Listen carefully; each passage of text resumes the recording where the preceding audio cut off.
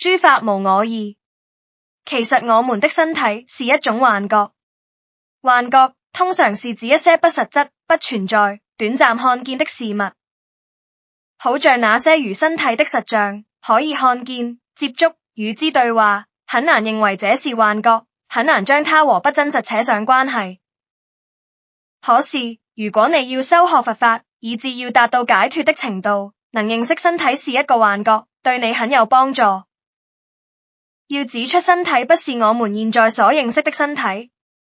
是很容易的事，只要我跟你說，佛經說我們是五蘊身、受、想、行、識，這五個蘊，即係五堆嘢，五堆乜嘢？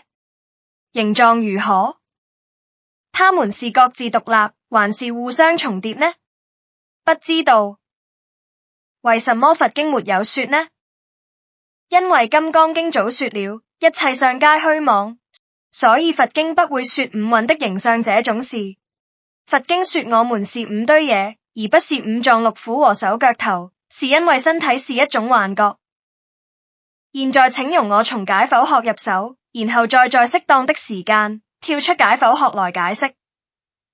按着現今的認知，我們全身都有神經線，它們又叫末梢神經。這些末梢神經會時刻都傳送電信號回大腦，說給大腦聽我們現在的姿勢和內部狀況。換言之，即使是一個盲人，也能無時無刻感受到自己有一個有手有腳有頭和有軀幹的身體，除非你禪定到某個階段，才會令這些腦內的成像暫時消失。我們也可以藉着眼睛，也可以藉着觸覺去感知有一個諸如此類的身體，但是可別忘了，你的眼睛、觸覺或身體的末梢神經都僅僅只是傳遞電脈衝的工具，大腦才是將這些電脈衝解釋成現實給你的一個重要的存在物。現在你的大腦將這些接收到的電信號解釋成你有一個現在無恙的身體，可是你有沒有懷疑過你這個大腦會有解釋錯誤的可能呢？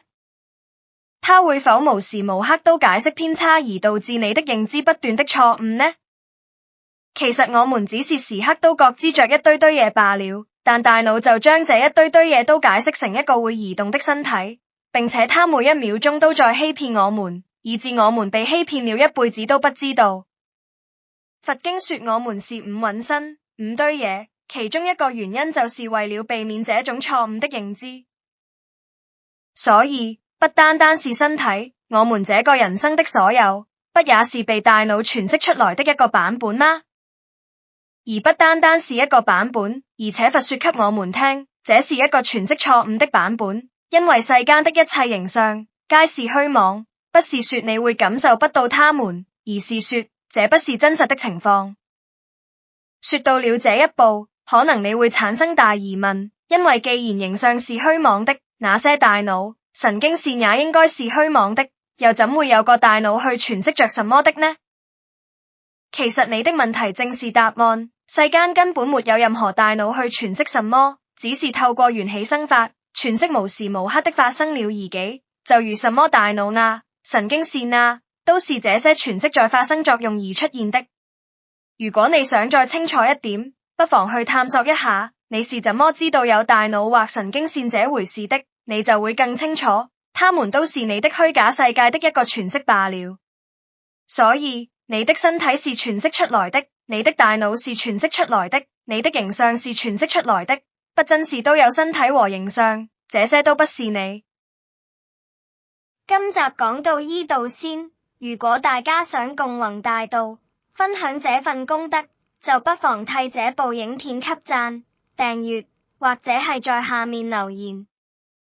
只要你有咁樣做，YouTube 的演算法就會將這個頻道的影片推送給更多人，使更多人受惠。